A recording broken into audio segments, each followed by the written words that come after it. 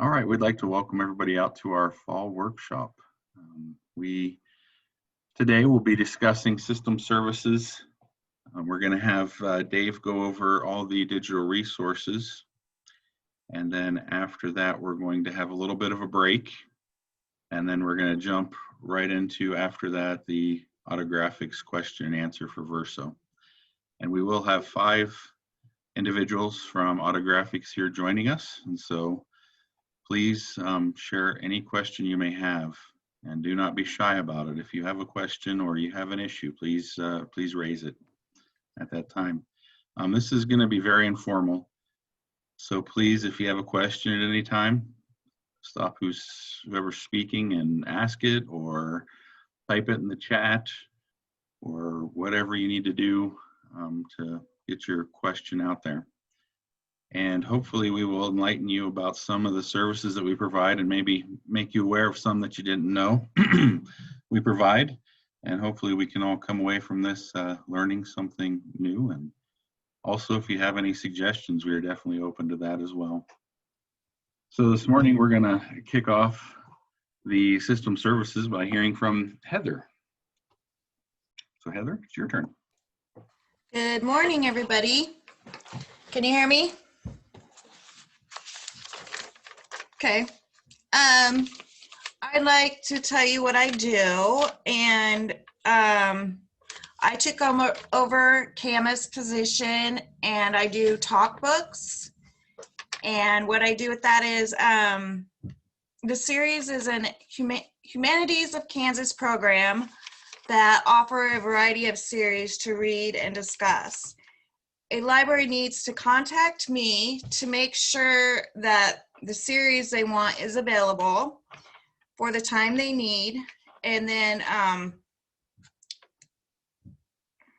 the talkbook schedule runs from spring, which is January to June, and then fall, August to December. I get those books ready and either send them on the courier or mail them. When they are done, they send them back to me, and I check them back in, and I get them ready for the next library or the next session, which is either spring or fall. And then I also do the cataloging. The new books that we order, I put them in our catalog system for our rotation. And I also process those books that I catalog with our barcode and labels. And then I do the ILL. So I check the pending status in the request manager to see if we have the item the library is requesting on our item on our shelf. And sometimes the item won't be on the shelf because we either pull books out getting ready for rotation, or they still haven't been processed and put on the shelf. And if you don't find a book that you need, you can contact Megan Kistler at H.F. Davis Memorial Library. She has taken over our OCLC for us, and she can do a wide search to look for books or materials that you might need. Also, we have discussion books that you can ILL, and if there are books that you need for a classroom at school that you use every year, we can see if we can get those books and keep on hand for you to use. So you just need to call and ask if there's some series that you're wanting. And then I also take care of the courier. I make sure that the statuses get sent to the Kansas Library Express every month, which you can find on our website. And now I'm also doing rotation, which Mary and Krista are also helping with. And I check out the books for the next rotation and check in the books that came back from rotation. And then we box up the books and load them in the van, and away we go. So that's pretty much what I do. Any questions? Heather, do you want to fill them in on our little contest that we're going to run? for the rotation? Yes, what? that would be November and December. What was that? But we'll let George tell them about the contest. Okay, Oh, I forgot about the contest. Yeah, it's okay, or you can, whichever. yeah, go ahead. You want to talk about it, Heather? Well, I don't know if you've seen the video that Mary made me put on there, but about our doing the boxes, about You how you can volunteered. what? You About how you should put the books in the boxes so that they fit, and you can get more into the boxes doing it that way. But now we're having a, what do you call it? Say, We're Go going to ahead, do a George. drawing. Yep, we're going to do a drawing, much like we did for the summer library program. So for every box that is correctly, like if you're all 10 of your boxes or all 9 of your boxes are packed very nicely, you're going to get your library entered into a drawing for some great prizes. Because it helps us and we help you. And then also, like, if we I'll transfer all of yours and they all go in and there aren't any problems, your name will get put in there as well. So just some little extra incentives. So What Plus, we happens just- if the last box can't be packed correctly because you have a lot of loose items that aren't full? Then you're disqualified. Dang it! we will not hold it against you, I promise. We do Sure, understand that. George just said I was disqualified. No, like when we pick them up, those ones, just let us know and we bring bags with us, so we'll put those in bags. So We don't pack in boxes. What do we do? Oh, that's right. There you go. You're discriminating against all the libraries.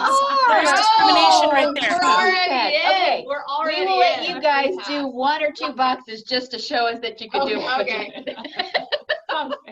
Just watch the video and you'll be all set. We'll run them through some library Olympics. How about that? That's We'll make them right. hustle See? around with book carts and shelve in under 2 minutes. And And I'll put them that on better the be on video video. too.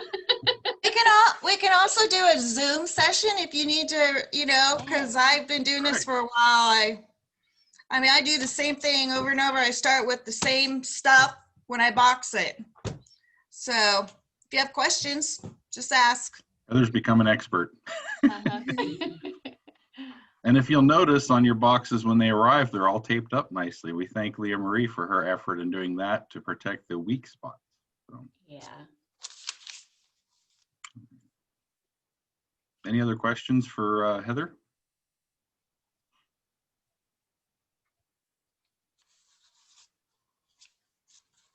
All right. Well, we'll turn over to Mary. Good morning, everyone. I don't think there's anyone that I don't see that I don't know. But anyway, I do the youth, which is the consulting for that, which is for our summer library program. I work with libraries in any way at all. So pretty much if you need anything for your youth or your children's programming, I do the talk books and I also do the school consulting. So I do see that we have a couple of our school librarians, so I'm so happy to see you. We do, right now we're kind of working on our William Allen White for our school libraries. That will be next weekend. They'll have a virtual, so even some of our public librarians can sort of view that this year because it is a virtual award ceremony, which is kind of neat. Yeah, I wanted to kind of take a few minutes just to share with you some of the things that we have. If you do not have not liked us on our Facebook page, we are on Twitter, Facebook, and Instagram. So that is a lot of where I'm trying to put like the videos and different resources so that they are accessible. We have our web page as well, but it seems like the social media, people check that because they're checking it for their own personal, and then they kind of check that as well. So we're trying to put a lot on there for you, as you know, resource wise as well. I kind of pulled one of our little kids. And this one is the Fall Harvest. So it does have 6 or 7 books in it. So our school librarians that are joining us, these can be used for your pre-K classrooms, your kindergarten classroom, your first grade classroom. We have, I think 75 totes, if I'm correct, George. So we would love to see them with you instead of with us. But yeah, each of the kits is in a tote. These beautiful little totes. So, and then they have 6 or 7 books in them, so they can be read. And our public libraries, these can be checked out by parents as well. So they all are on our webpage, so that they can be, and they come with little activities. This is a cute little one where you match up the blocks with the little puzzle pieces. We have the apples, so you have to sort your apples. Those are all in here. It does have this cute little bead activity in there. It does have a floor puzzle in there. So those are our kits, and they are, yep, there they are up on there. Thank you, George. So we do still have our large kits, and we have our medium-sized kits, and we also do still have our like our laser tag, our YT kits. So those are still available. And I know with everything that's gone on, please don't be worried, because those things have been packed. They're always cleaned before they go out. Even if you get them back to us, we will clean them when they get back to us. So we don't want you to have to worry about that portion of it. And we don't want your patrons to be worried about that. So they always are cleaned and made ready when they go out. So they have sat and are prepared to go to you, because that's one less thing that you don't have to worry about. I think, thanks to Pat, thank you, Pat. She kind of now maybe has me with the Wonder Books already to be viewed by everyone. That was no mean feat, because it would work for me, but it didn't work for everybody else. I was like, oh, I can see them all.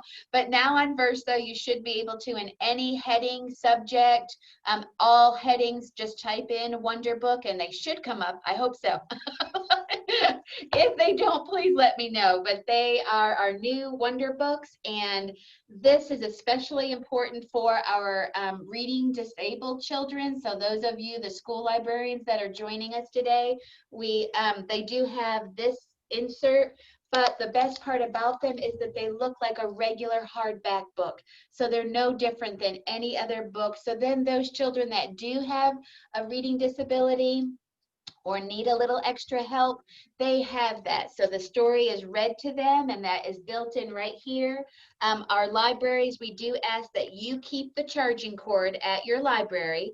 They are fully charged when they go out to you. So if you'll keep that charging cord in case it does run out, if it goes out several times, just keep that like you do the CD cases, so that those don't go to a patron. But we are happy. We would want to see them off the shelves as well. So please check those out. But it does run, now I forgot. I feel like it's 15 hours. It's quite a long time. It might be 19. I'm not sure. Anyway, I'll have to get on that one and make sure I know exactly the number of hours, but it does go for a very long time. So those are available. I think we have 23, and Oakley has some as well. Oakley Public purchased some because I've seen theirs when I pull it up. So those are very tiny, George. I can't count fast, but they're all there up on the screen. So we have those. Please remember that we do have our story walks and the portable ones. And what we're doing now is that we'll bring it out, we'll set it up for you, we'll take it down, so you don't have to worry about any of that either. Some of our little legs got bent, but now they're all steel reinforced, so that they're a lot better than they were, hopefully. So we do have those. We have pretty much it booked for the month of October. And, then we're getting into winter. So we'll probably take a little bit of a break, but I already sent out the stories that we'll have for March as well. So those will be our Dr. Seuss. So I already have that email. That was at the very bottom of the original email. So keep scrolling down, but I'll send that out again as well. Anyway, and if you have any talking books questions, if you have any patrons that have come in, if you have any questions whatsoever, if you need more forms from me, so that you can fill those out, because as librarians, you are able to fill those out as well, and then just mail those into the state library. That's the Talking Books is in Emporia, but I can get extra, like if you need brochures, if you need anything to put out at your countertop for those patrons as well. I am happy to help with that. I know right now is a little bit difficult because we're not being able to do some of the weeding and things that we've been able to do at your libraries, but just keep us in mind. Hopefully this will sort of subside by next year. I mean, it's not going to disappear, but we're going to learn to navigate around it, but we want to be able to come out. And I know that Leah was joining us earlier, and she's at Oberlin. She's the new librarian there. And I was able to go out and help her with the cataloging. So please remember that that is our main job, is to help you. Anything that we can do for you, please just call us, because we don't like looking at the computer all day. We'd love to come out and see you and help you in any way that we can. So I think that's it. On to the next one. Thanks, everyone. I have a quick question, Mary. Sure. How long is the checkout time for the kids? For the kids, we can set it for anything, so I'm not really worried about it. If you're able to use it, I would love to see it stay. I mean, they can stay at your library, and you can see if you can get some of your patrons to check them out, because like I said, they do no good. I mean, out of my window here, I can see them all. I would love to see empty shelves. So Okay, because I have a couple and I just wasn't for sure just how quick you needed it back. No, and we do were not. kind of If thinking they- into October, and I thought, oh wait, I better ask that real quick. No, you're absolutely fine. We'd love to see them out. And this is the thing, if you guys would let me know, I mean, if we need to revamp them or change them or put some new books in them, some new activities, I don't know. You know what I mean? You think you've created something and the state asked us to do it, but then if it's not being used, you're like, okay, maybe I need to think, you know, no pun intended, outside the box and try to figure out something different, much like we did this summer with, you know, the virtual story times. And I am going to put little segments on our Facebook page, so I might voluntold Heather again. She has to show the kit contents, but we're going to do like little puppet shows and just little things. I've been doing it with my granddaughter since she lives in North Carolina. So I was using them, and I told George, why don't I just do this? So I'll read the story and using the puppets. And I'm like, why didn't I think of that? I don't know. But so I said, if I can do it as a grandma, I can do it as a consultant. So I'll put some of those on our Facebook page too. So you can all laugh, but don't tell me. So it'll be good, but thank you so much. Anybody else have a question? Okay. I was going to say, Mary, I didn't hear you say we had the sensory kits. So you might want to tell them about the sensory kits. Sure. Yeah, we do have it's for our spectrum, the autism spectrum. So we do have those kits that were created, and those can be used at the schools as well. Or if you have a parent that is now trying to homeschool a child, so it has in their fidgets, it has in there all kinds of things for them. It has resources. There's a big booklet of resources for parents and for caregivers. So yes, thank you, Alice. We definitely have those as well. So.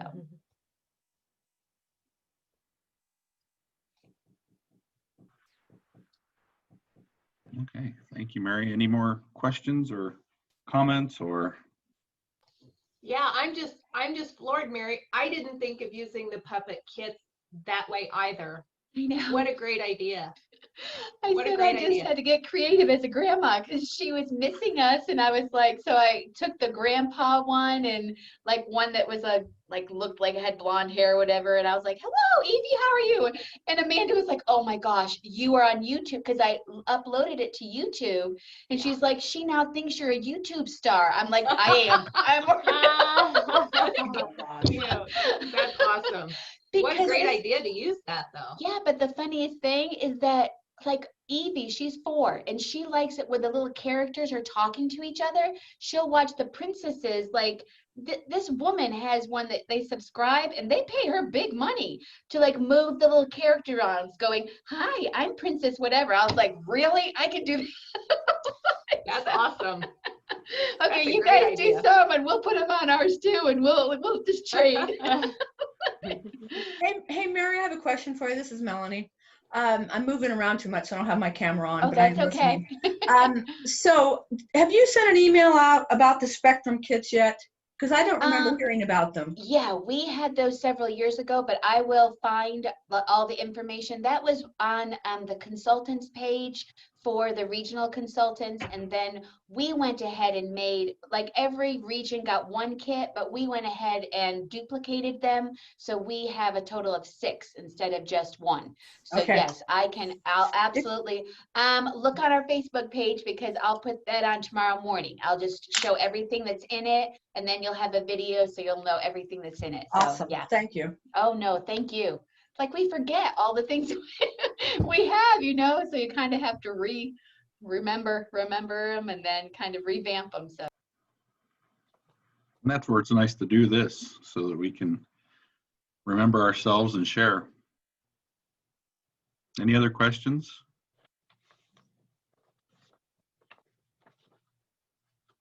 Okay, hearing none, we'll now move on to Alice. Good morning, everyone. I was going to talk to you about library supplies. So we have all kinds of library supplies here on our shelves that can go out to you, like book jackets and Vistafoil and book tape and pockets and cards. And we also order barcodes for your books if you'd like. And anything else that you would like us to order for you, we'll probably be able to do that too. We can save you the shipping on it, and with Dimco we get like 18% discount on most of the supplies. And George is bringing up the supply order form, and there's a list of the prices. So we also could help you if you would like to order books. We get a discount which ranges anywhere from 8 to 41 or 2% with Ingram off of the retail pricing. And then again, you know, when they're shipped to us and then we send them on the courier to you, there's no shipping for you to pay. And the one other service that I could help you with is some of our smaller libraries might need a computerized book system using QuickBooks. So if you would like to help with your bookkeeping, we can help you that way. So, and we're just all here to help you. So whatever questions you ever have or ideas you have for us and ways that we could help you, please let us know. Anybody have any questions?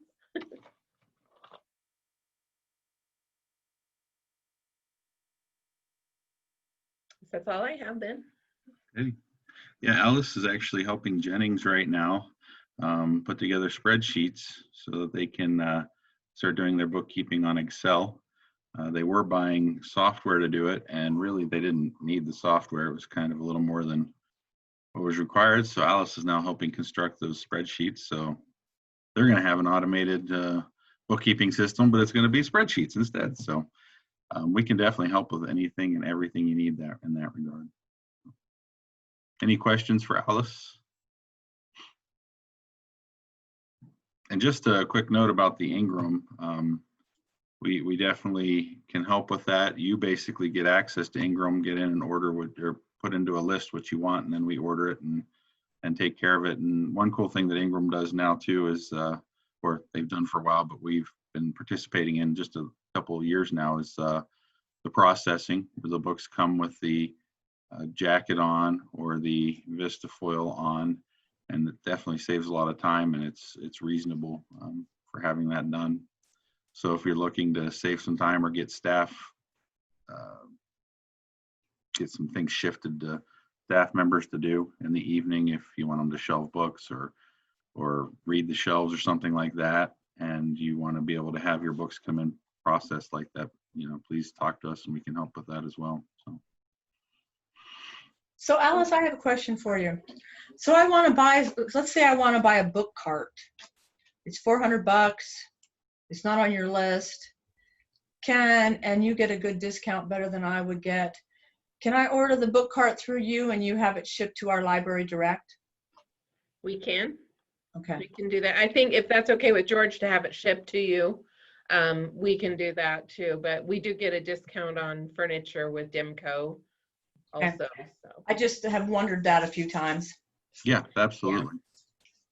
Sure. Yeah, I mean, we might as well cut the middleman out. So I have no problem with that. And I did want to mention one other thing, because I do a lot of the YA chapter books and the picture books.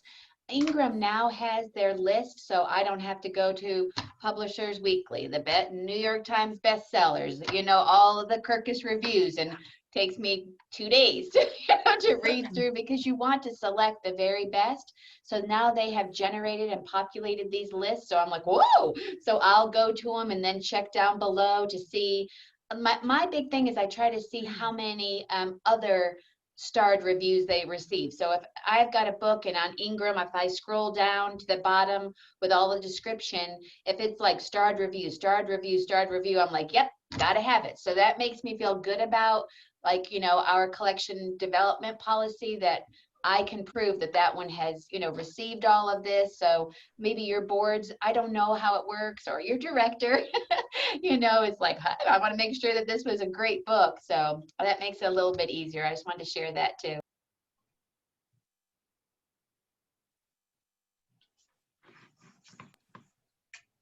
Yeah, and if you click on, if you click on one of those, George, where you just were, like if you go to it, there's all the different headings too. There's like YA and all that when they're, that previous page. Yeah, yep. So you see all of the different ones. So yeah, very nice.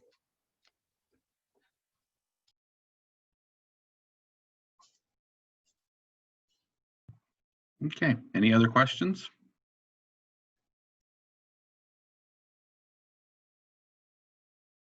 All right, now you get time for a nap, because I'm going to talk to you.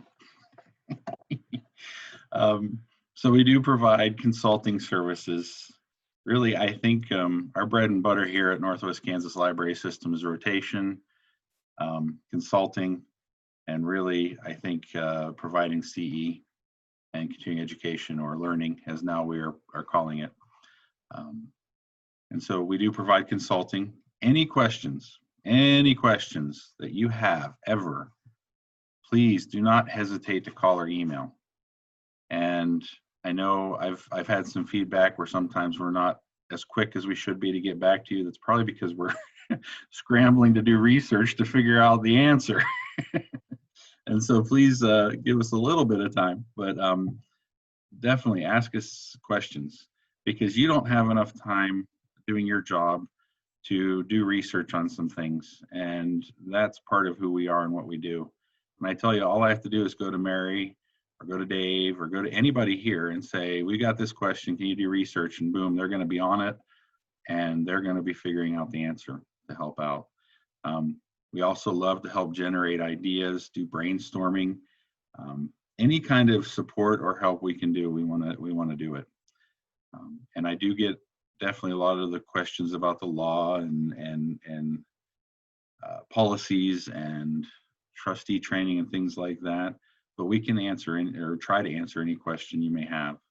And if we don't have the answer, like I said, we'll either find it or brainstorm with you to come up with a solution. In my 43 years now, I figured in life there isn't a problem we can't fix. We just have to work together to find the answer. And so we are definitely here to help with that. Other things that we do, of course, are grants. And let me bring that up. And hopefully a lot of you that are on Courier today got an email about the Courier Grant.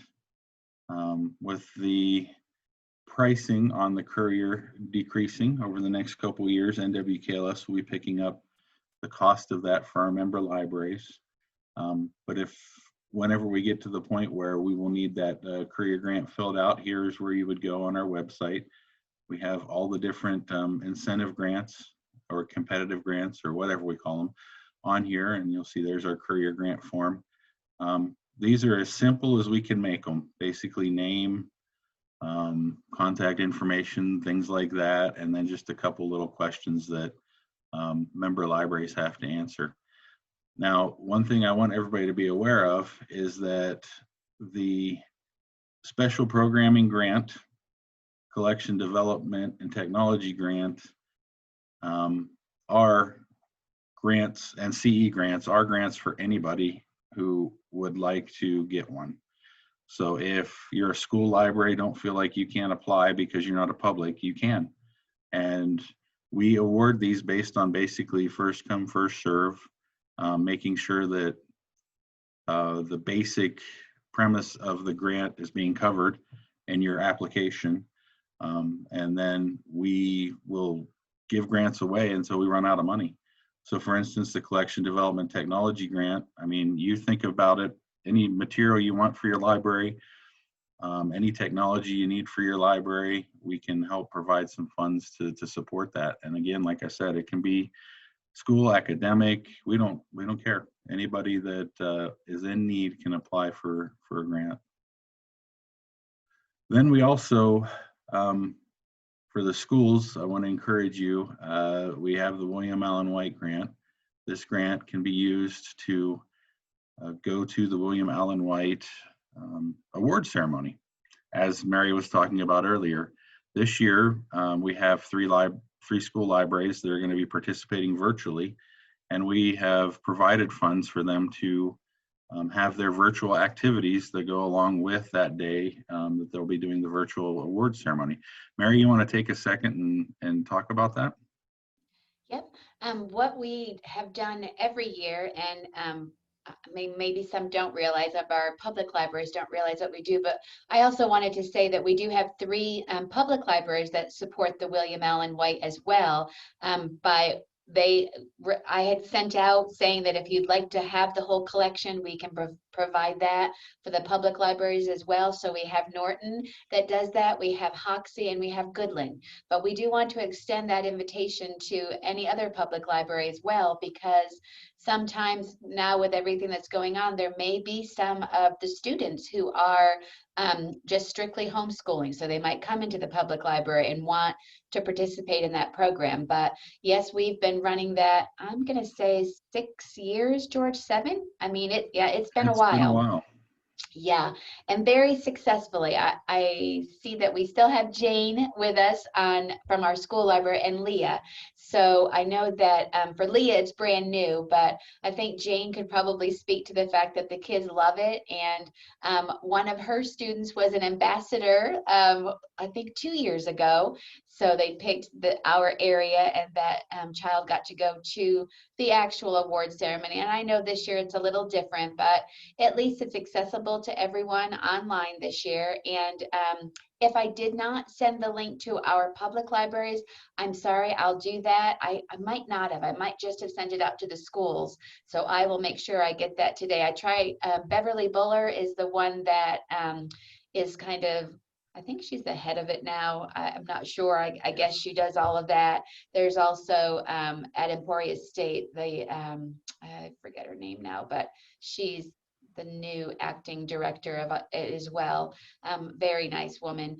But yeah, so that is available, and I don't see any problem either with if you are doing some kind of programming through the public library. And I always ask George after I say these things, but I think that we could do the same thing, you know, for our public libraries. If you have a group of students, maybe do a reading group with a group of students, and they read through all the William Allen White, because at the schools, that's how they qualify, is that they have read, you know, in their designated area, that all the 3rd through 5th ones, or whatever amount the librarian, you know, denotes. Maybe they have to read 5 of them to be eligible. Maybe they have, I don't know. I mean, every library does it a little bit differently, but the program is very easy. And for us, we provide, like I said, every year the entire set for whatever participating libraries. We actually have 3 3 Christian schools who participate as well. So it isn't just, so we have those as well and provide those resources to them. So yeah, we just want, it's such a wonderful program and has been going for so many years. We want to fully support it. And I believe we're still the only regional. I've been told that we're the only regional in the state that does such a thing. So it's a program that we're really happy to provide. And again, saw a need and we're like, hey, this is something we can do. So very much would like to do that. And again, maybe that's something like the picture books. Maybe we can read one and upload that to our Facebook page. There's one, for a child that's all done that they, had on the list. So there's some, again, I love this because we get to talk about things and think of things that I didn't think of either. So yeah, are there any questions about that?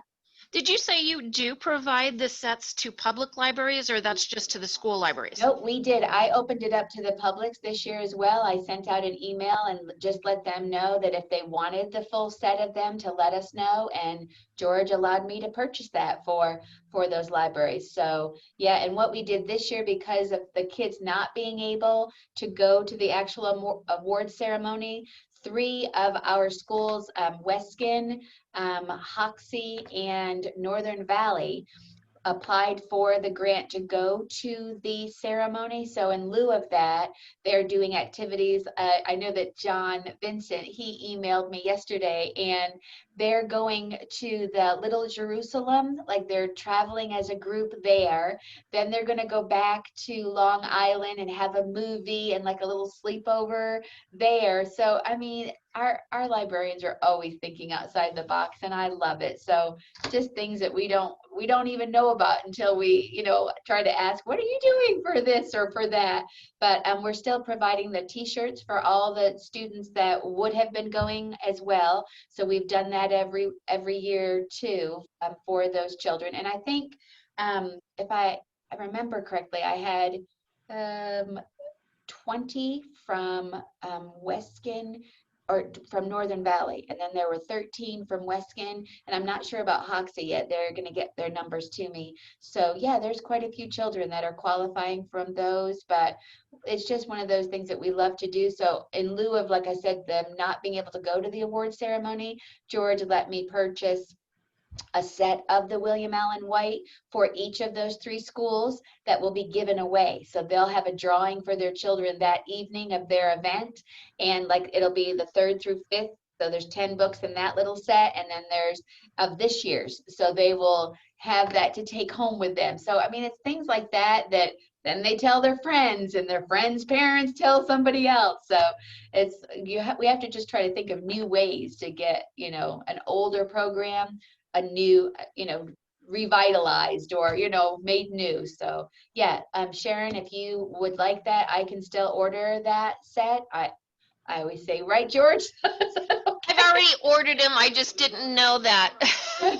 Well, what the libraries have done is that quite a few of them have been books. Now, what Norton did this year was that Emily had her list all ready to go, and she already had purchased a couple of them. So we just purchased the rest for them. So we're happy to do that because we don't want you to be without them. So yeah, and I think Hoxie did the exact same thing. They had some of them and just told me which ones they already had at their library, and then we purchased the rest of them. So yeah, it's something, I mean, because they need to be out there with you guys. They don't do any good here on our shelves like all the other stuff, all the other stuff is. So thanks, George. Thank you, Mary. I know that this is near and dear to my heart too. When every year we get thank you notes from all the schools that go from our region, and I tell you, they are the most precious things you'll ever see. Just every time, make you happy to be a librarian. They're little tear jerkers, and I've gotten to go. go. I'm getting all kind of emotional here just thinking about some of them. They are so thankful, the children, because for some of them, they've never traveled that far. And then they used to stay like at the YMCA, but then George kind of upped it a little bit so that they could actually all stay at a hotel when the children do go with their chaperones from the schools. So it's a pretty big deal. They really enjoy it, and they always write us thank you notes afterwards. And yeah, I've gone and they've been like, are you the one from Northwest? I'm like, uh-huh. And they're like, thank you so much. I'm like, oh, I'm glad I got to go. So yeah, definitely fun. And I think it would be neat to sometime tie the activities together between the public and the school, you know, see if there was some kind of coordination we can do. I think the more we can do, the better off we all will be. Along the lines with the grants, we also have the system services grant, which is the big one every year for all of you. And that's pretty much it on the grant end of things. So please, if you need a little extra money for something, just let us know and we'll see what we can do. Another big part of what we do here is our trustee training for the public libraries. We've done a couple sessions this year over Zoom, and they are online. Let me show you where they are at so you know in the future. We'll go back to home. And we try to keep our website as up to date as possible with a lot of information for all of you. So right here, you'll see our upcoming workshops that we have. And then also down here, we have our previously recorded. So we've got our trustee trainings and other workshops that we've provided throughout the year. And we are revamping the trustee manual this year. The SysCon is the systems consultants. And so hopefully whenever that gets done, we'll be able to get it printed and sent to you and get a digital copy online. Another big part is advocacy. We love going to the state capitol for KLA Legislative Day. Fortunately, we probably won't be doing that again this year. But we will try and figure out a way that maybe locally we can do advocacy efforts, inviting our legislators to the libraries. I know sometimes that gets challenging. They don't necessarily want to come on your invite, but we'll see if this year maybe we can work something out or do something virtually or something to get them into the library and help them understand what it is that we do. And then our last, of course, is the library learning opportunities like today. And with that, I have a little comment I want to make. If you have anything that you want us to cover in our workshops, please let me know. Any topics that you run across. You know, one thing that's opened my eyes here is that we don't have to have a national speaker come here and pay them for flight and pay them for all their driving and pay. We have this right here. This technology can allow us to bring a national speaker to our system and provide some cutting edge library information and ideas that all of us would benefit from. So if there's somebody you know of that you'd love to see come and speak, or if there's anybody that, or any topic that you'd like to see covered, please let me know. I think sometimes just getting together, like Mary said, and having an informal discussion like this and bouncing ideas off and brainstorming, I mean, are just amazing opportunities that grow ideas. So please, anytime you have an idea, let me know. We have one more presenter here, and that will be Dave Fisher. But before he talks to you, I wanted to share just kind of closing remarks for this part of the session. After Dave does his presentation, we'll have a quick break, and then we will jump into the Verso part of our meeting here for the second hour. We'll have maybe 5 or 6 minutes, get you a chance to get up, go to the bathroom if you need to, get something to drink, whatever. I'll let you get up and move around. But I wanted to tell you that NWKLS is here for you. And I'm not just saying that, but that's what we are. Without all of you, we would not exist. And so I want you to know that we're not your supervisors when we come out to your library. We're not anything. We are your advisors. We are your servants because we're here to help you. And so please keep that in mind. We want to develop these relationships that we have with each of you so that you are comfortable talking to us about challenging situations that are going on in your library, or sharing your proud moments when you come up with an activity that's just amazing and you see that light in the children's eyes, or you have somebody thank you for the wonderful program that you provided. We want to hear that. And know that we're not there to judge you. If you ever feel like we're there to judge you, please don't. And if you feel that way, talk to me about it, because that's not what we're here for. We're here to help. And sometimes we get passionate. I can tell you that. Dave does, I do, about this thing that we do. And so sometimes we do get emotional, we get a little louder, or we get a little more animated. And that doesn't mean that we're upset or that we're judging you or we're telling you that you're doing something wrong. We just have a passion for what we do. And our service to you is one of our passions. Please take advantage of who we are and what we are, and take us at face value as being your servants to do what we can to help you be the best library you possibly can for your community. So now with that, I will turn the time over to Dave. George, can I say something? Yes. Okay, this is kind of convoluted. My daughter-in-law's aunt was in Columbia, Missouri recently, and her friend was with her who is a librarian in Oregon. And evidently my son must have mentioned that I worked at a library in Kansas. And she went off on the library systems in Kansas, how they were recognized nationally and they were there for the libraries, and what a wonderful thing the system libraries were. And this is a lady from Oregon, so I thought that was pretty cool. Thank you for sharing that. That's awesome.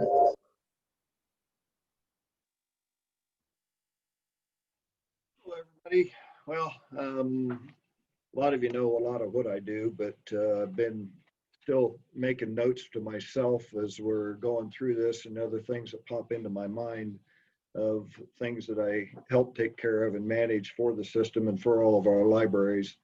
First off, on the software side, manage licensing, installs, maintenance on all the different softwares that we provide for all the libraries. And that's one of the things that George and I have built from back when I started full time, is the system providing these software for you so you don't have to worry about it. And so on an average year, we can spend between $15,000 to $20,000 just for the libraries for your licensing on your software. So you don't have to try to figure out where to come up with that money to be able to have this stuff on your computers in your libraries. Phoronix is one of the things that we do. It's our deep freeze for the lockdown software for antivirus, and wanted to share with you what I got the other day in an, and then it disappears on me. Hold on a second here. Phoronix antivirus received the VB100 certification with 100% detection rate once again. In a recent test conducted by the Virus Bulletin in August, it blocked all the reported malware files in the latest version of the wild list while generating no false positives. So that feels good to know that we have a piece of software backing us that well behind us. And then also with that in their software, they have a ransomware protector as well, which is becoming very rampant in the world. And so that's been implemented on everybody's computers. You'll see a little guy that looks like a strong guy down on the taskbar, and that's protect us from ransomware in all of our computers. Of course, hardware maintenance, purchasing, installs, websites, support, admin side, domains, the firewalls that we provide on the back end of all of the websites.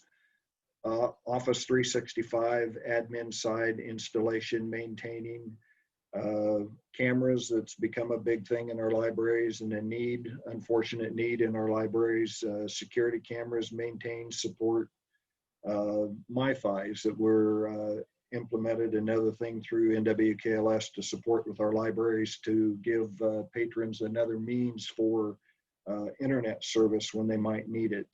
Digital cards that we implemented earlier this year for patrons that don't have a library card or don't have access, and they can get access to digital content within our libraries. Envisionware that we've implemented through our libraries for tracking time on your computers. Copier support and help purchasing of the Xerox copiers we have through our libraries. internet support, network management, and also along with that, with E-rate in the tier 2 part of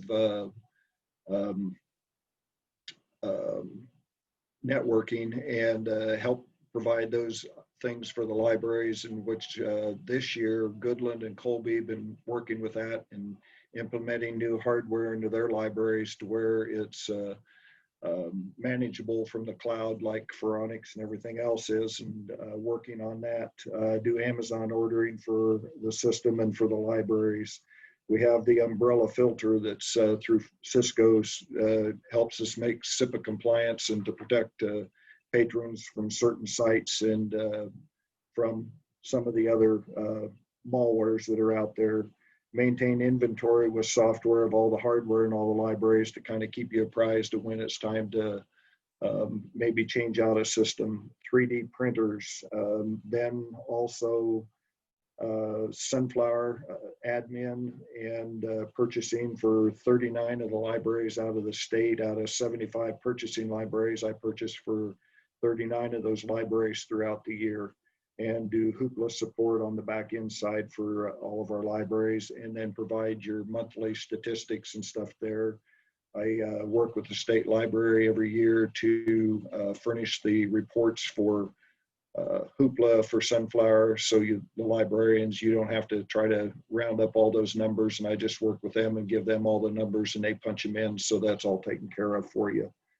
And then, of course, last but not least is Verso and tech support, and with the libraries, with Autographics, and I work hand in hand with Maureen at Autographics and try to work through our issues that we have and the hangups and the hiccups and the glitches. And then I also have a monthly meeting with them, the people that are going to be coming on board here shortly.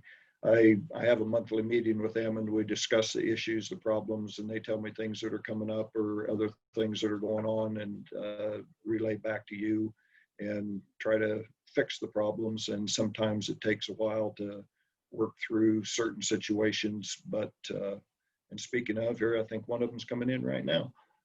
But that's pretty much my job, and the things that I help maintain and take care of. I think I covered everything. Any questions?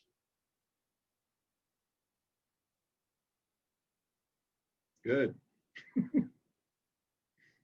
Thank you. Enjoy supporting each and every one of you. Dave, did you want to take a minute and talk about Sunflower and Hoopla? Oh, sure. Sunflower is Overdrive, the back end of our consortium for the state of Kansas, and Overdrive is the driven side of it. And all of our patrons that have a library card in all of our public libraries here in Northwest Kansas have access to the Sunflower through your library. And we have audiobooks, ebooks, and we have an Advantage program that gives George and I periodically create carts and buy books that then the patrons, all of the Northwest Kansas libraries get access to first, and especially books that are actually bestsellers or hits that are coming out. And anytime anybody has any ideas for books that you would like to see purchased that you can't find on the Libby app that you use on your phone and on your devices, always shoot me an email with a list of books or authors that you would like to see if you don't see those titles, and then I can go right in, and if they're available, I purchase them. I have emails periodically from across the state from libraries say, hey, can you get this? Can you get that? And I'll go in and look, and if they're there, I'll purchase them. And so anytime a patron has a suggestion to you or asks questions, please feel free to bring it to me, and I'll do my best to get it to you. Hoopla is kind of the same way. We really don't have control of the purchasing on that side, but I can give them suggestions and they can look into it if they're available for them to also. And that's another thing that we provide through NWKLS to all of the Northwest Kansas libraries and their patrons, and it's available through their public library card to sign up and help you with sign up and technical issues. And we've had a few that are just minor. Sometimes it's just something you miss, or you just have to re-enter your information, and then everything takes off and goes with it. But they're both great services, and I know George and Mary love Hoopla to death. They use it all the time, and I know Norton Public and the other libraries, they really like it too, and it's very well used. Our numbers are great. I love seeing the amount of checkouts that are done every month through Hoopla and Sunflower both. So keep up the good work and spread the word. And one thing that we've done to help a lot of the school libraries is make a connection between the public and the school, because right now all we can afford is to get the public libraries these resources, but we don't want to leave the schools out. And so if you as a school library are interested in getting your students signed up for a card that would allow them to access these resources, please talk to us, and we'll get the connection made between you and the public library and your community, and we'll see if we can't get that going. I know Diane, who has been wonderful with this out in Bird City, has a public library card in the hands of every student in the school there, and she also does different training and assisting the students in getting on and using those resources. So please, if you're interested, let us know, or Publix, if you're interested in working with your schools, please let us know, and we'll help make those connections. I believe, Desiree, you've been working on that there at Quinter as well, correct?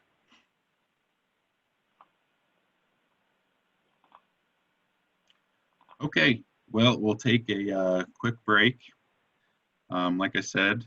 And also, if you want Dave to come out and do a training for your patrons, I'll put him on the spot and tell him that he'll come out and do that. So, all right, we'll take a quick 5-minute break, and then we'll come back and we'll start our Verso discussion.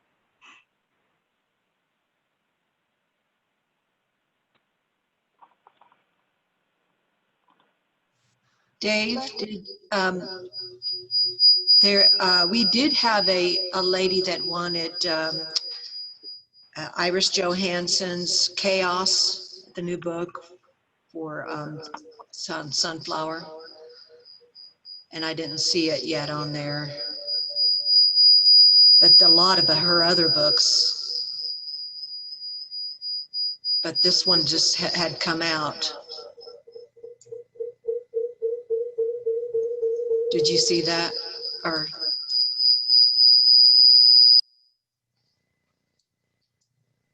I will check into that for you, Mary. okay, thank you.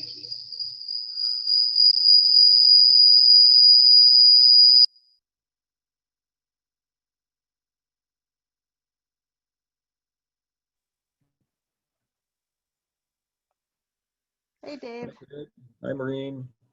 Hi, Marnie. Hello. How are you guys today? We're good. Good, thank you. Long time since we chatted there, Dave. Let's see, what's been about an hour?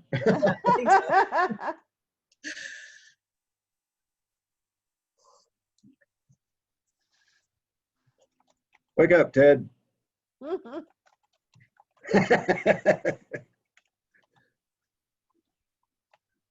And that is Paul Morrell. Paul Morrell. Okay, thank you. And there's James. Okay. Yep. Okay, can you hear me now? I was showing as muted a second ago. Yep. Got you, James. Got you, Ted. Okay, good. Good. Cool. Yeah, I got to unmute myself too. Yep, there you go, Paul. Yep. Yeah. I heard that reverb from that other someone else when they were talking, so I just wanted to make sure it wasn't me. Yeah, we always want to make sure it's not us. Everybody was muted but her, and it was still that was kind of weird. Yeah.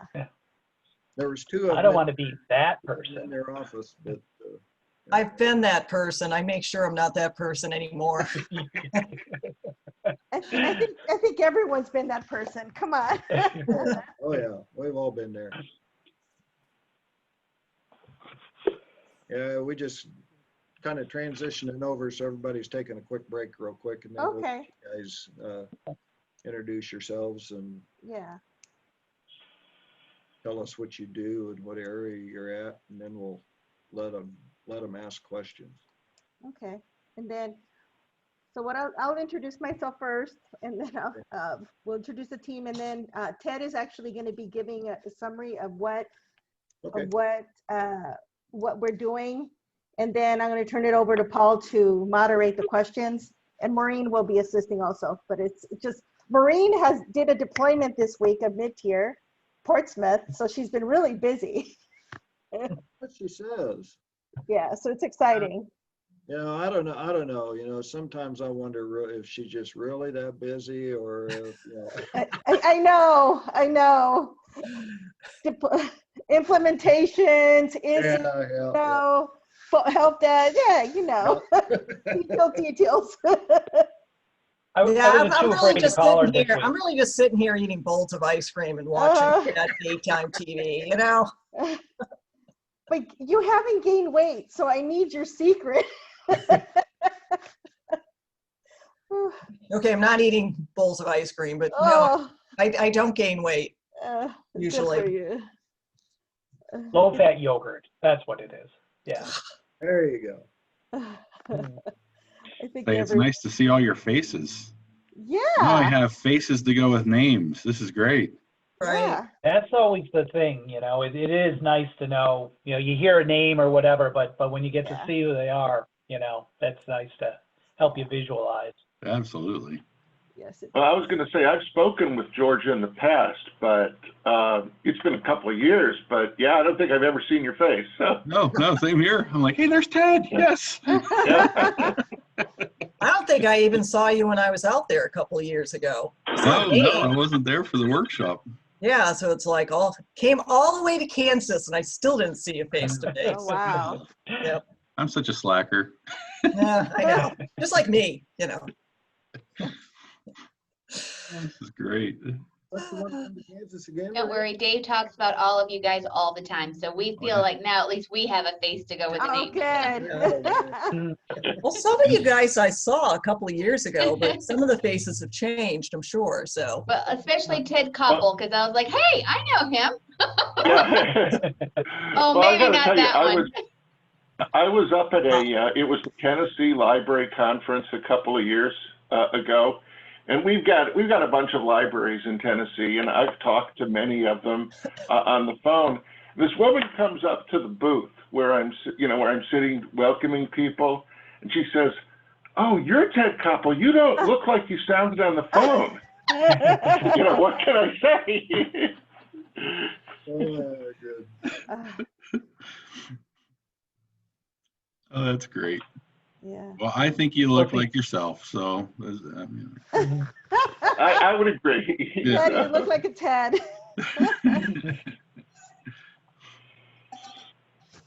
Well, some of us have all been, some of us like Maureen and I and Ted, and we've been working from home for, years and years now, but it's got to be different for other people to say, all right, I'm going to get up in the morning, sit down at my computer and, and do work. Mm-hmm.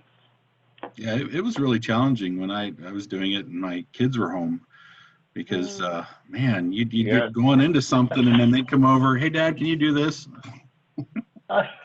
Here's what's bothering you on my video right now, And it doesn't end when they're adults either. I mean, it doesn't.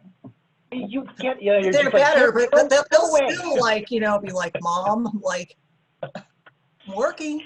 Well, George, do you remember Maureen Colleen? She worked with us for years, and then she retired maybe 3-4 years ago. Yes. And I'd been working for the company for probably 8 or 9 years at that point, but I'd never met her in person, and this was before we did Zoom and GoToMeeting and all that kind of stuff.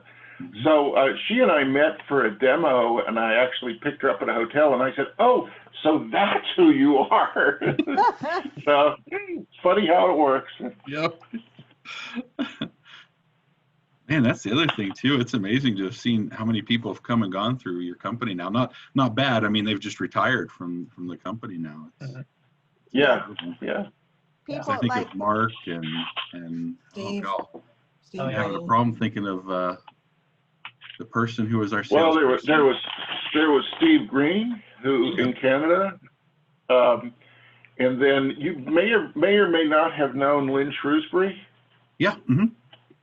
Yeah, she was sales, and she's outside of St. Louis and still, doing okay. But she's just been retired for a half dozen years now, probably. Yeah, she was our salesperson. I remember doing the demo with her, with all of our libraries. So wow. yeah, she was great. I really. Yeah. She's still a big Oklahoma fan, by the way. I figured it hadn't changed. Right. I think it only gets worse. Yeah. That's too bad. Yeah. But I have to say, I'm going to compliment you guys, and I'm not trying to pander or anything like that, but you know what's cool is that I've always felt like it's a partnership with you guys. Good. I've always felt like you were part of the family. So Well, thank you. Yeah. We appreciate all that you do and for being so attentive to us. I really appreciate that. I thank you. Well, that's a good lead into our next half hour or hour of time. Yeah, that's right. Absolutely. So let's do it. I wasn't here when you guys were planning the future, so I'm just going to turn it over to you guys and let you take care of it. Okay, great. Sure. Well, Sure. let's see. I am Myrna Gagne, the Director of Customer Services and Software Quality Assurance at Audit Graphics. I started in January of this year, so we have had some change. We actually have a new CTO also. So both of us started on January 6th, and we've gone through a lot of analysis and trying to implement customer meetings. Some of the meetings we already had, and just working with my team in general. But it's been a pleasure. Like George, you're saying, it feels like a part. It does. It does. I really enjoy working with you. Actually, I enjoy working with the customers that we have, which is nice. And I love libraries, so I'll start with that. And I have Maureen Graham, who all of you know, who you talked to probably. She's a senior customer support specialist, and I have Paul Morrell, senior customer support specialist, and of course our product manager, Ted. And I don't have anything else right now, but I'm going to turn it over to Ted, so he could give you a summary of what's been going on with the product, and then we'll do Q&A after. Sure. Okay. Yeah, I've been given about 8 or 10 minutes, no more than that, to kind of summarize what's been going on. So let me just sort of bring you up to date on some of the things that we've been working on, and also on some of the things that you probably missed from V5. So let's start there. One of the things that that didn't make it over from V5 to V6, as you know, was call number browse, which those of you who are using it for cataloging purposes are likely well, still missing.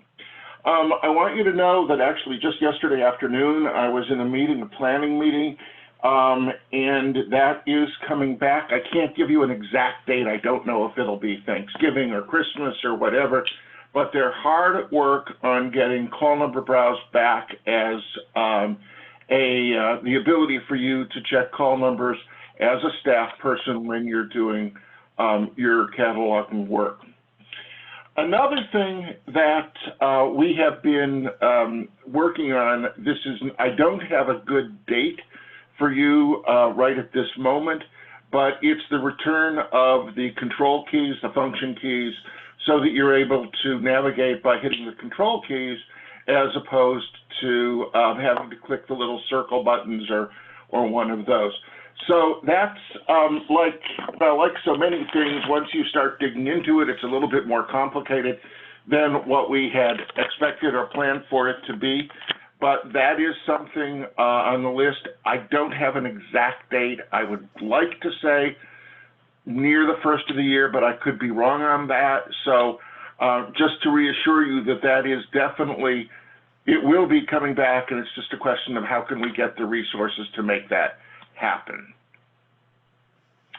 Another thing that we've been doing, and you probably have seen some of the announcements having to do with the Autographics Verso Advisory Group. You probably would have seen this about, I don't know, 2 months ago or so. Originally, that group was put together in order to think about the future, but not just the 3-month, 6-month future, but actually the 1-year, 2-year, 3-year, 5-year futures of where ILSs will be going, where Verso should be going, what are you going to need to be thinking about in the next couple of years. We had a couple of meetings, and it became really clear in those first couple of meetings that people were much, much more concerned right now, at least, with all of the effects of COVID and service delivery and curbside pickup and all of the different handling types of things that have changed as a result of all of the COVID stuff that's been going on. So we've kind of changed focus, and we're talking about things that Verso can do to make your workflows easier, better, in terms of what you're having to do with COVID. You've seen a couple of documents from me, or I hope you've seen a couple of documents from me having to do with that. We are continuing to do so. In fact, there was an email that I sent out late last week about using Verso to send mass emails if you wanted to do that. I hope you saw that, and if not, we can make sure that you do. Other things that we're talking about in that direction have to do with perhaps being able, if your library has is limiting the number of people that can be inside at any given moment, the ability to do some sort of a booking system to manage that type of thing. Also, we've been working with libraries, or we've been working with development to change things having to do with how long a book can be in quarantine, how do we delay messages, how do we delay emails or text messages, anything along that line, which is going to make the whole idea of service delivery, adjusting those service delivery factors as a result of the changes you're making for COVID. So as part of what I'm going to be listening for, and I should tell you, I've taken pages after pages after pages of notes from the different sessions like this that we've had. Many of those have already turned into tickets. 1 or 2 of them have already been released. So I'm listening. I want to hear what you need. I want to hear what's going to help you. And I'll try and get those into a production as quickly as I possibly can. So I guess that's kind of my introduction. We are here to listen to you, to write down what you need, to act on that. I urge you to be as informative as you can, because we want to hear from you. So on that note, Paul, it's all yours. Okay, thank you very much, Ted. Appreciate that. My name is Paul Morrell. I'm, like Maureen, one of the senior customer service specialists. Still trying to get the names straight there. But well, we were trying to get, things to aptly describe, what we do. And when you consider what we do, there's this, that, and a little bit of pretty much everything. So, we're technically librarians too, and we know what it's like to be out there and do that, be working on the front lines there. So these last 8 months or so have been, a real challenge. How do the libraries provide services? Still, and we've been trying to, as Ted mentioned, find ways to, help you provide new workflows, get people access still to materials, and still be able to do your job while, still, either being from home, being in the library, but doing curbside service, various other things like that. So, one of the very first things, though, as Ted alluded to, he was sending out some, helpful workflow documents that, and one of the things he does is he sends those out to the listserv. I can't stress enough that if you or your people at the library, you should probably have at least one person in your library on the Verso listserv.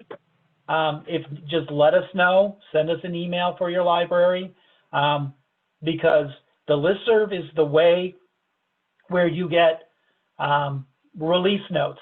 Whenever we're having an update, you know, Ted puts out release notes for Verso. So, you know, and when the next releases are going to be coming. And then it's also your way to connect with other librarians. You can put out questions to the listserv. People can, you know, will answer you back and forth, give you ideas. If there is something going on in the system, instead of you kind of just sitting back saying, well, is it me or whether it's Verso, you know, we do post stuff on the listserv as well saying, you know, hey, we're having an interruption of service for some reason. We're looking at it, and, you know, we do put updates to the listserv on things like that. So that's very important. So please get someone from your library on that listserv so you can always be updated as to when things are happening. So, one of the other things that, you know, just before we go on to your questions. So about a year ago, we moved to version 6 from version 5. Version 5 had pretty much reached a nice stable plateau. And then we released version 6. And so it was different, you know, it did make some changes for your workflows or for, you know, how you did things. We tried to keep it as similar. Some of the basic functions all work the same, but one of the things that, you know, our new development people and, you know, as the president himself has put a real stress on is if there are workflows or functionality that was in version 5, like Ted was mentioning about the control keys, if there was some functionality that you used to have that you seem to think is missing, let us know.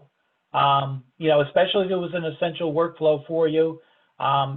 It was deemed, you know, a high priority to be able to find ways in version 6 to get those workflows back in there. We want you to be able to, you know, keep some consistency in how you do things. So if you do know of some things that, you know, you're still missing from version 5, let us know. We'll get that into TED, into development, and that gives, those things have been given a kind of a higher priority than, you know, than other things, because we want the product to be on the same level as what you had in version 5. So just to let you know that. So anyway. Wait, Ted, I mean, we actually want it to be better than version 5. Yeah, absolutely. I mean, we've done a lot of stuff in the background to make it more modern, that's for sure. That was the main focus of version 6, was to make it more modern, to use a more modern, you know, scalability in the browser and, you know, lots of functionality like that. So, but we didn't want things to get lost in the background either. So we have plenty of questions or plenty of ideas that we can throw out at you. We've had some listening sessions where not a lot of people have talked, so we've been glad to throw out some thoughts and ideas that we have, but we would rather listen to you. The point of these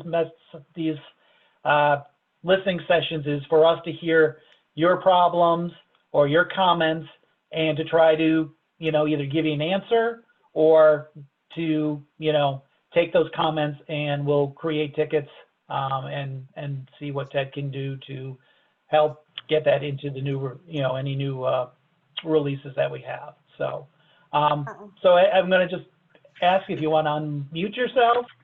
I don't know if there is a chat here to put questions into. So, Paul, actually, I do have. I forgot to bring up something. So we did set up the portal. Please let me know if you want to be added to the portal. And Dave, and just let me know who sent. And then, so that means that if you submit a ticket, we'll go ahead and you will be able to view it. The other thing, the setting up the Verso mobile app, I did send instructions a while back. I'm glad that I think you've been using it, and it does work a lot better than it works better than the actual app where you just set it up in a homepage on your mobile device. And I just want to confirm that you received the how-to search guide for the Verso trifold. I sent that a while back, but you may have received it, and if not, I'll go ahead and resend it to Dave. And there was a question that came up. And we'll be following up. The question that came up, has anyone ever asked to have the ability to search the catalog while helping a patron with their account up without leaving the patron's account? Yeah, let me answer that. Yes. And for those of you who are old timers like me, you may remember that back in the days of Illuminar, you could have multiple sessions going on at once in multiple tabs. And that's really, I think, what you're asking is that something you can do in version 6? The answer is yes. It was something that you couldn't do in version 5, but we heard from a lot of libraries. So in version 6, what you can do is have multiple tabs open for the same library. So you can have one browser tab that's, let's say, circulation, and another browser tab that's PAC, and maybe another browser tab that's another PAC. Whatever you want to do, you can have multiple browser tabs. Each one acts independently, and you can flip between them to your heart's desire. Is there a way, George or Dave, that we could take the screen, or we could answer the questions and kind of go through the system itself, if that's possible? Absolutely. I will make you a co-host and turn my screen sharing off. Okay, so I'd be using your computer there? No, or would I you share can just my do it screen? on yours. It's going to be yours, Paul. Okay, let me see if I can. So Oh I yeah, got I can you share as a the screen here. co-host, and I've stopped my Okay. sharing. And I say yes. And While let's share Paul my is doing screen. that, hey, we can see your email. I know was that- going to say, yeah, I forgot to close all this down. While you're doing that, I know Melanie from Colby was asking about CanPay. And Ted, you remember this. I know that, let me put you on the Yeah. spot. I know that you had been in contact with I can't remember if she's at the state library, but there's a woman Yeah, that you've been emailing, but you've been Yeah. waiting to hear back. Yeah, I need to, I did contact her and actually talked with her a couple times just before COVID. And basically I need to ring her up again. Okay. So yeah, that's in progress there, Melanie. And besides what Ted mentioned, one of the other things I did also want to, because some people have, when he was saying, way back when too, you still have in your Patron Checkout functionality, let me just go over here and, pardon me, I'll just go bring up anyone. I hope this isn't a, yep, okay. Remember too that you do have within here the ability to search. You just got to remember that, it is going to be a title checkout. So, but, if you did this, you could actually search a title, and you would get that search screen that sometimes you see when you're doing a item status search or something like that. So, and then once you get on here, you could actually see what you owned. So there is a way that's, these are still available in these drop downs, and sometimes people just don't, if you don't notice it because everyone's so used to kind of just jumping in and doing the barcode search. But there is a way you can see if you have a title available right from here. So that's also an option. But a lot of people do, I've heard from a lot of people that do have multiple windows open, and so they even, sometimes they'll actually have multiple browsers. They'll just have 2 browser sessions open, and they'll keep them like, one over here and one over the right-hand side, and they'll kind of lock the 2 to the screen, and then that way they'll work on one or the other. I've had some people who actually sometimes they like working in this smaller mode because things are kind of shifted a little bit, like all the functionality is over here on the left-hand side, and they find it a little bit easier to kind of navigate through some things in the smaller mode. So You know, that was one of the things about the changes that were made in V6 is, you know, you can work, you don't have to have a PC necessarily. Yeah, you don't have a barcode scanner necessarily, but you can use a tablet and still do all your Verso functionality.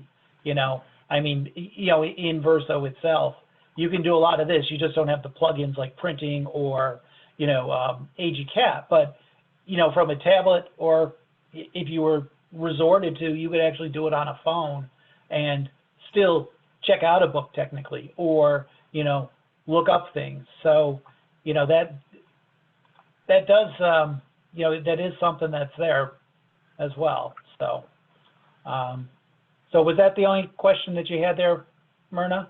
Mhm. Yourself? Okay.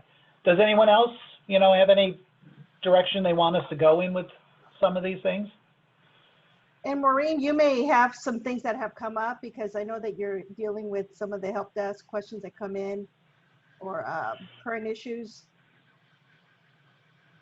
I don't think any, things that have come up recently, honestly, have been a little weird, and they've been kind of more related to ILL. So this may not be the, the format to discuss them. Okay. But they are in progress. Dave and I were we were working on one of them this morning. Yeah. Okay. I heard you before, just before we, you know, before we came on, some people were talking, George, you were talking about students, getting students into Verso. And what some people don't realize is that there is a way to import accounts into Verso. And we do have, we're kind of working up a whole process where some libraries, what we'll do is we send them a spreadsheet. And on that spreadsheet, let me see if I could show you a quick look at it.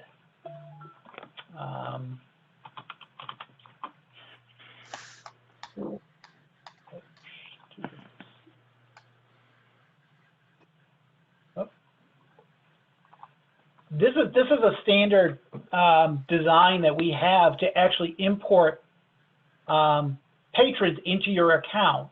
So, you know, we've helped a number of libraries do this, but, you know, one of the things that libraries can do is they can just go to their teachers or go to their schools, and I've kind of highlighted in the spreadsheet just the important things. There are a whole bunch of other fields that you could fill in, but basically, if you just wanted to put in some students, you could fill in the spreadsheet with a student ID, a password, the home library, which would just be your library, the kid's name, first name, last name, and maybe in the address, you just put the school name. And then what you do is usually you have like a patron stat category or group set up. And other than the expiration date, you know, that's all the information you would need. You could upload these students into there. And if you use the student ID, you know, they could log into Verso, you know, your library's Verso with that student ID, with that password, and they could place holds, or they could even access your electronic resources if you do allow that to happen. So, you know, if you do, you know, some kind of SIP authentication or something along those lines, then those students will actually be in there for you to authenticate. They could authenticate and then check out, you know, the Overdrive books or any of the other resources that you might have electronic. So, you know, this is something that, you know, we've been working with a lot of libraries because they're trying to get their students in there. I know some libraries that have also done this and basically just said, you know, student 00001, student 00002, and then they just print out little cards with a username and password. They load them and they just hand them out. They give them to the teachers to hand out to the kids in their classrooms, and then that becomes their kind of student library card that they can use if the teacher wants to do a demonstration of, you know, any functionality that may be in your Verso or in your Overdrive. So that's also something that, you know, we do have available, and we'd be glad to, you know, walk you through and show you how you can also do that. So, and just anyway. to reiterate for a second, that if the library, you know, once you got them in there, you can decide how many privileges they have. what they're allowed to do, what they're not allowed to do. You might want to load them as regular children, in which case they'd have whatever the loan periods are that a regular child would, or you could load them in as students, which might have either more or less in terms of the privileges that they have. So there's all kinds of options you have if you decide to load students in. Mm-hmm. Yep, you just basically create a patron category, a patron group, and then you're just going to use those patron categories just like you would do any other patron category that you have for adult or for child. And sometimes this is the way in some places that the student still gets access, even though I don't know if anyone's ever had their parents use the student cards and rack up overdues or whatever, and the poor kid then doesn't get access. This is a way that you can still kind of give the students access in a controlled way. So you could limit them to 2 items, or like I say, give them access to at least electronic items. So, but that is something that we can help you with if you're looking into maybe trying to do that. So, is there anybody have any quick questions they want us to go over, or some workflows that they were looking at? Oh, and Maureen, on the SIP2 side of it, I was looking at one of the records. I think ours are just set up for just numeric. I don't know if we have an alphanumeric set up for ours. So that was the only, what you were just talking about is great, but I didn't know if we might have to change settings on our SIP2 to go where it shows alphanumeric instead of just numeric, if that's the case. No, because with SIP2, what it's doing is it's directly authenticating the patron. The only time you have to worry about your barcode symbology is if the vendor that you're working with, instead of using SIP2, it's following a certain pattern for the barcodes instead of directly connecting to your database. But because it does that direct connection, as long as that patron is actually in the database with the information that they put in that other vendor, they should find it, and either it finds the patron and then says, okay, valid patron, no blocks, proceed.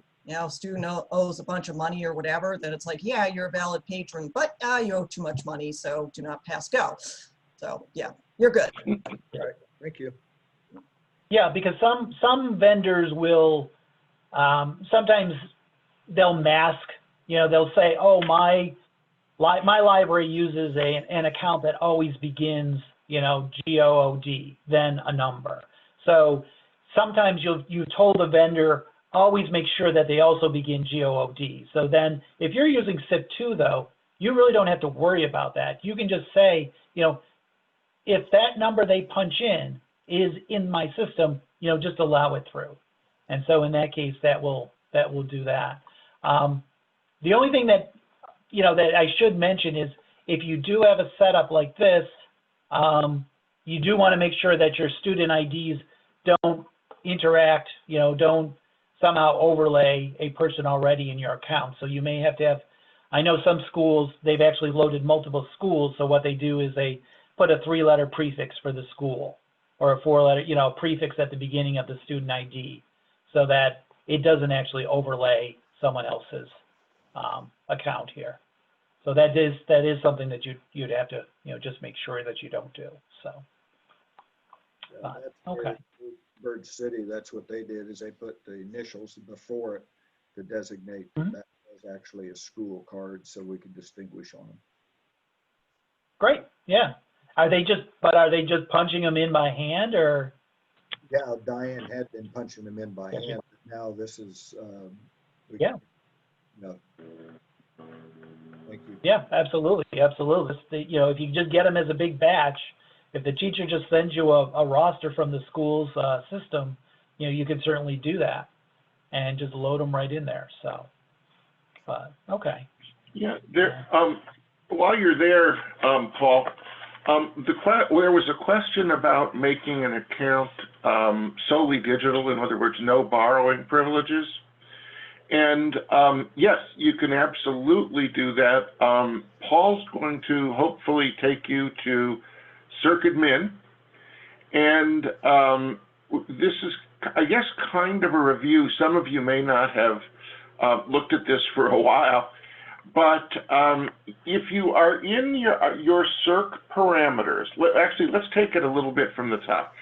If you go up to patron types or patron categories, what you're going to see is a list of, in this case, the patron categories that Goodland had defined at some point in the past. And each of these has some, effect, or they were counting these for different reasons. And each of these will have some effect on when a book can go out and for how long and so on and so forth. So in this case, they might have, I don't know, a dozen, maybe 15 different patron types. What a library could do would be to add a new patron category called digital. Let's call it digital. Don't do it, but at least you'll know that what you could do here. Add a category, and then you can just enter it here. Right, and just call it digital. And then once you've got that set to digital, then you'll go back down to where he just was, where you'll look at a couple of different parameters, checkout limits being one of them, and probably we'll look at loan periods just to be doubly sure. But if you look at this grid, this is what's known as your circulation matrix. This is a matrix of patron type across the top, material type across the side, and then up in the upper left-hand corner, the location where all this is taking place. So Goodland's rules, the way it's currently set up, is that they have a checkout limit of 40 books, 20 ILL books, 100 computers, although I'm not sure that makes sense, but so these are the different limits that the library has set for its material types, and that's down the left side, and then the patron types across the top. So you'll see that staff can take out 40,000 books, but interlibrary loan can only check out 40 books. Because look at where it says staff board, you'll see that that's at that point in the grid where those two axes meet, that's what the parameter actually is. So getting back to digital, what you would do if you added a new patron type called digital, it would show up on the top row, and all you would want to make sure of is that in the column underneath the word digital, the numbers are all set to 0 or blank, as you see here. And a 0 or a blank means nothing. I mean, you can't check an item out. So when a student would come in with their student card, assuming that that person is a digital-only person, doesn't need to be a student. Anybody who is a digital-only person, they might try and check something out. You at the desk are going to get a message that says, patron is exceeding the number of checkouts allowed for this type, or words, something like that, and they will be prevented from checking things out.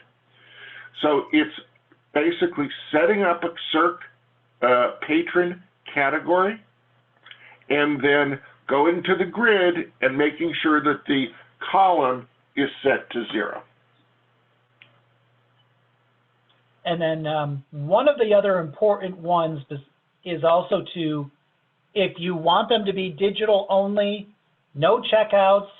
If you don't want them to also be able to place reserves, you're going to want to go to your hard block limits. And so your hard block limits have certain functions across the top.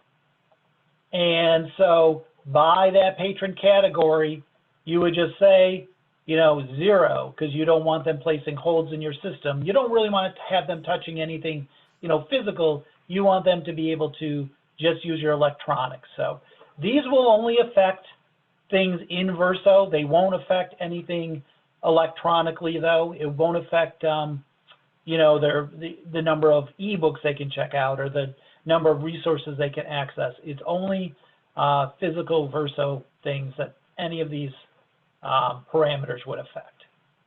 Okay, I have a question on this, Paul. Can we, with the digital things set at 0, let's say somebody comes in and one of my staff thinks that something's wrong. Does the staff have the ability to override it?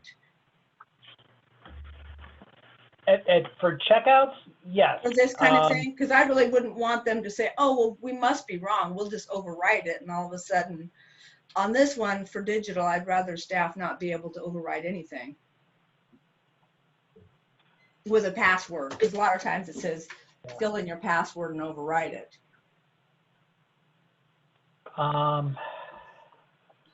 In many cases, especially your checkout limits, staff do end up having the ability to override it. It's the hard block limits that you usually have to password that will hit the password.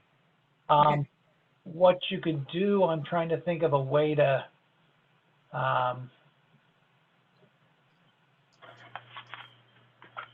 you probably could block them. Well, I'd have to think about it. There may be a way to maybe find a way through these hard block limits to find a way to make it password protected. But we'd have to come up with something. But you don't know of anything right offhand, Ted, that would allow No, that. I want to think about that. Yeah, Maureen? Yeah.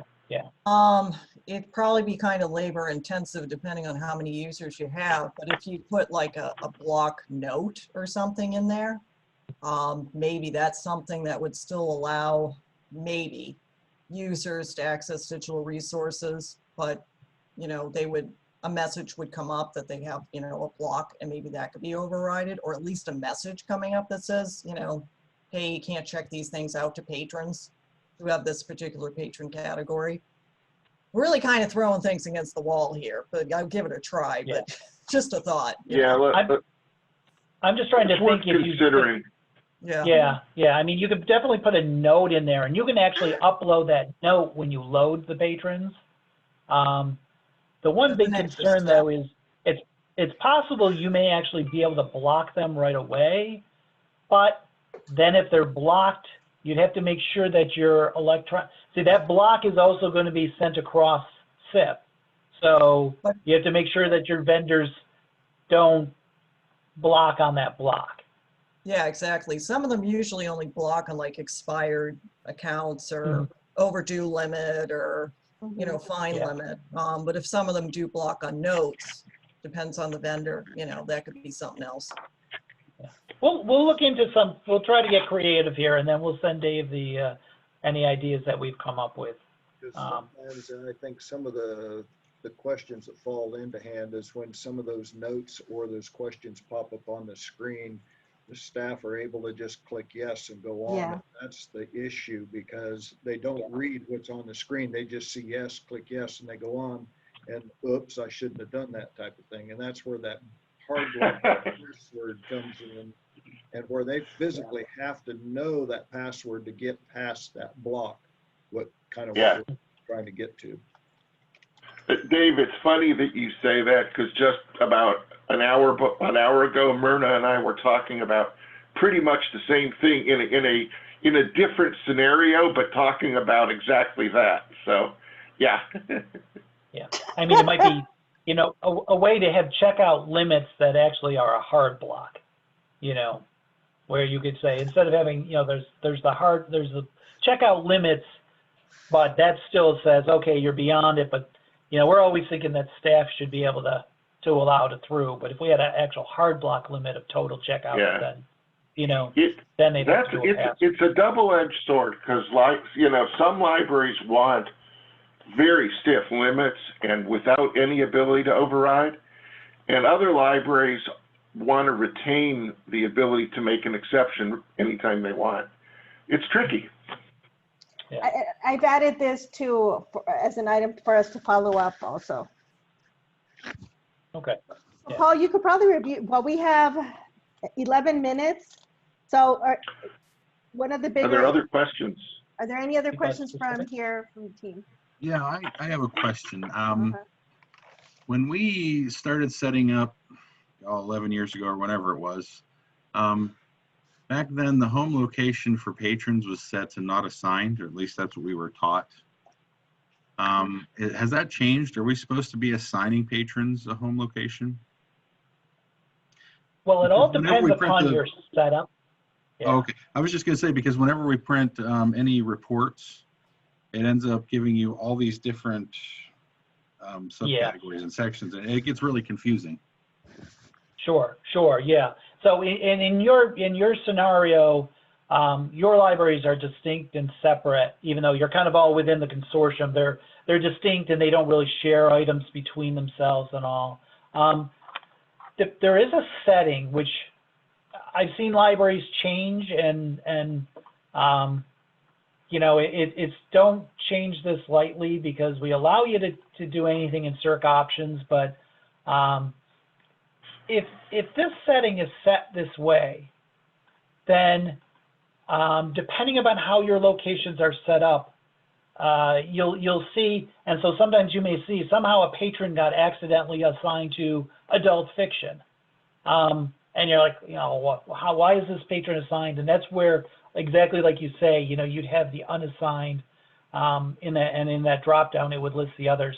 This affects statistics, so if you make a change along the way, you know, your statistics may come out strange. But the one main thing is, if you are in a library that's used to seeing unassigned, you don't actually have patrons. Now Goodland should actually be setting people to their own home location. And the reason for that would be just to have, see, now they do have it, because they have two libraries here technically, do they assign patrons to either one of these? Now, if everybody's not assigned, I'd always just say, leave it be. Don't change that. The reason why sometimes you may see people either in unassigned or with one assigned is because the user that's creating that patron.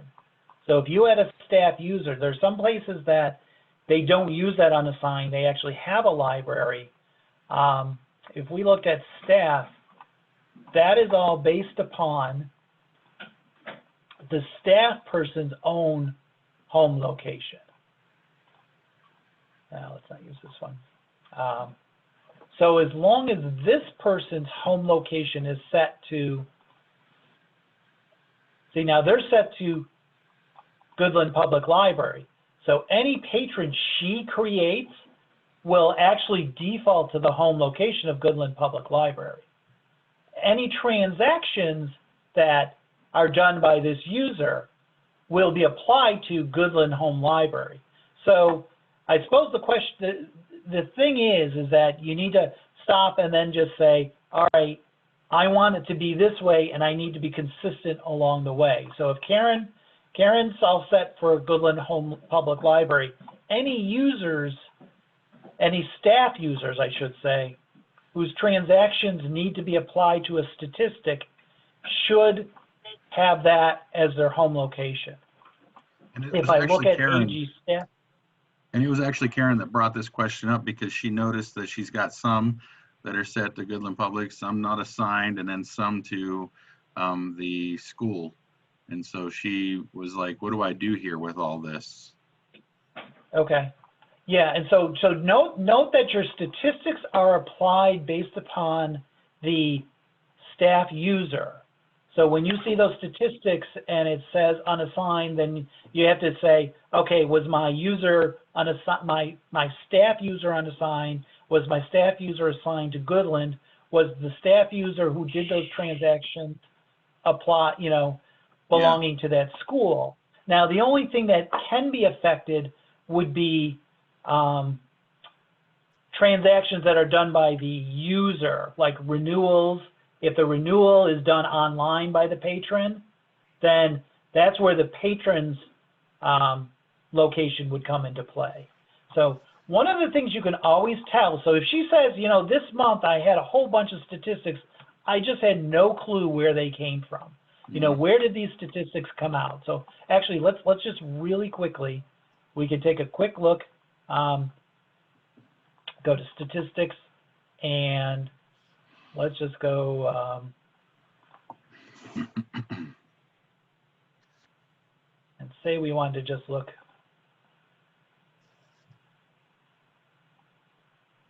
So she's got something, oh, I'm sorry. There we go. Yeah, do the, So they she do the does have some PDF. things as not defined. So, I mean, these could be, you know, if she had some kind of self-checkout system, but I doubt she probably does. But in what you can do is, and here's the trick. I would say if she's concerned about where those transactions came from, you can go into Circ reports, run reports, and I would run a circulation transaction audit. So those were check-ins that looked kind of strange. I would go to check-in and say, let's look at the check-ins for August. Go to August 1st to August 31st and run this report. And what you'll see is this is going to be a list of all the Circ check-in transactions. And what you would see is it's going to show you the check-ins, you know, row by row, every check-in that was done. And not only will it say, you know, what the item that was checked in, who the patron was, it's going to tell you the staff user who did it.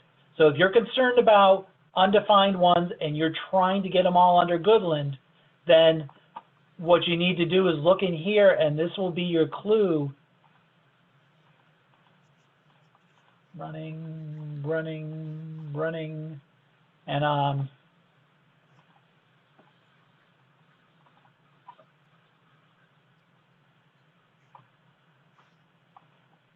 so you'll see, here's the staff user who did it, and it will give them the home location. So here's Goodland Public Library. Here, let's do it this way real quick. Enable edit. One of the nice things that you can do is filter. Come on. You have to do a select. You have to select all. See, I've never had that before. Well, You have to all go right, to the I'm top. gonna filter.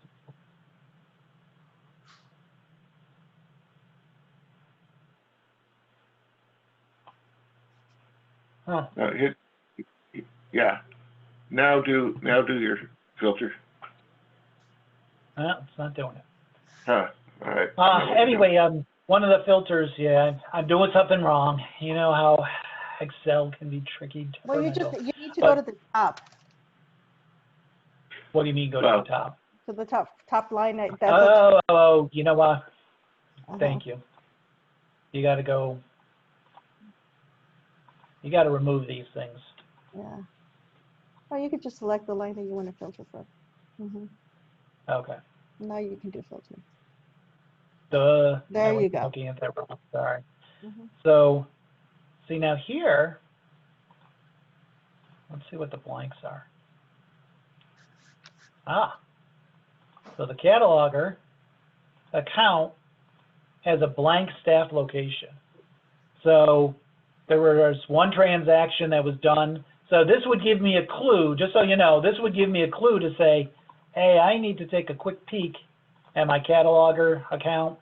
And then, like I say, if I want it all under Goodland, I want to have a nice Goodland there, then you just add, you make sure that that staff user sets their home location for Goodland. So Is there a batch that's just way a of quick way to changing be able those? to. Pardon? Is there a batch way of changing those for your patrons, the home location, or do you just have to go into each account and do it? Yeah, you would have to go in. It's not necessarily your patrons that are so much trouble. First and foremost, it's the staff users that you do have to make sure. If you do want us, we can do that ourselves. So just let us know and say, hey, they seem to have some troubles here at Goodland. can we just make sure that they're all under, you know, Goodland? We'll be glad to do that for you. But there is no, there's really no batch way in there though to do it. And so just leaving it on unassigned is just fine then as well. As long as you're, you know, you just got to make sure everything's in sync. You know, have all your staff users as unassigned, have all your patrons as unassigned. It's just a matter of how you want to do it. But if you have some one way or the other, it's going to throw you. So you want to keep it, consistent. So. Okay, thank you. Okay. And Maureen? I actually had a differing opinion on that. Okay. I tend to recommend assigning everyone. And part of that has to go with also when you run notices. When people go to configure notices, sometimes they don't realize that some of their patrons are unassigned. So when they put the wording in there, or when they actually start running them, they choose a location, they don't realize, well, this patron's location is unassigned. So when they go to run the notice, because they only chose like Goodland or whatever, some patrons might not receive notices because you only basically generated them based on the location of Goodland instead of all or unassigned. And I think it's just cleaner too, like when you're doing those statistical reports and that layout, because the report breaks things down by, you know, transacting location, and that's where really the staff account is. It's important that it's assigned to a location, but then breaks it down into like subcategories. And so, you know, it's either like Paul said, it's best to have them all unassigned or have them all assigned, not have a combination of both. But I tend to be a stickler and just kind of prefer everyone to be assigned. If you're going to keep everyone unassigned, just remember when you're running notices that you choose that particular location as unassigned or use all options. Okay. Yeah, this is someone was asking me the other day. They were saying, I got these patrons that aren't receiving any notices, and as Maureen is saying, the default here always goes to, you know, Goodland. So if everyone was not assigned, you know, you may miss someone, so you have to just make sure that you have all options in there. So yeah, one of the key things I would always just make sure, Paul? Yeah. We've hit our 1 hour mark. I leave it up to George and Dave to let us know if they want us to proceed, or we could do a follow-up session another day. I'll leave it up to you. Was it going to be quick, Paul? Yeah, really quick. Okay. The one, like I say, the one key thing is just look at this setting then. If this is set to yes, then it's probably good to try to keep them all under Goodland. If it's set to no, that's where you get that strange case where you're going to see, you may accidentally get patrons that say adult fiction or say, you know, children's juvenile. So that's the one thing. Okay. So, okay. Thank you. Okay. Yep. And just remember to, you know, you can just keep send in tickets, send in questions. You know, we'd be glad to still keep going from here. So. And if you ever want to have us come again, please let me know and we'll schedule it. Okay.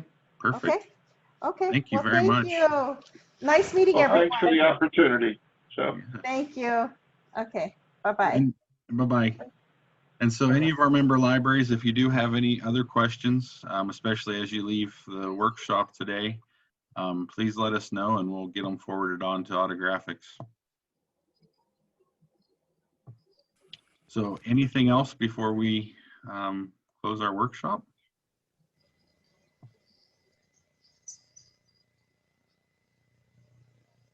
Thank you, George. Yes. Oh, thank you. Thanks. Oh, yeah, for sure. everything.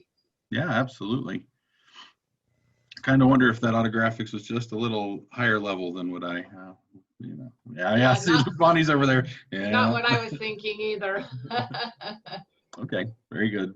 Yeah. Well, we do need to have I was another. thinking, boy, these librarians do a lot more with it than I do, because I have no idea. I actually found it pretty helpful. Good. I did too, Nancy. So I was like, oh, hey, I was writing down all this other stuff. I was like, this is good. You can see the, Actually, I thought it was great levels too. there, I don't right? use it as much as Nancy does. So yeah, it was good. The first part, I was like, I don't know what they're talking about, so I'm just going to let them go. And I'd be interested in hearing more about what you talked about. Can you send out a mass email? Because maybe we can publicize our program through an email, Okay. of the emails that we have. I looked for that email that he said he sent out, and all I saw was just a general thing saying you could do, that you maybe could do it, but not how to do it. Okay. Well, and I think one thing maybe we need to do is make sure everybody's on the listserv too for all the information that they send out as well. So, Some of us Dave, did you ignore it. had to make a note of all that? Do we have to do something to get on the listserv? I think we have to do it. We have to Okay. contact them and let them know who we want on the listserv. Okay. No. Thank you, guys. Thank you. Okay, thank you. Thank you. Appreciate all of you being here.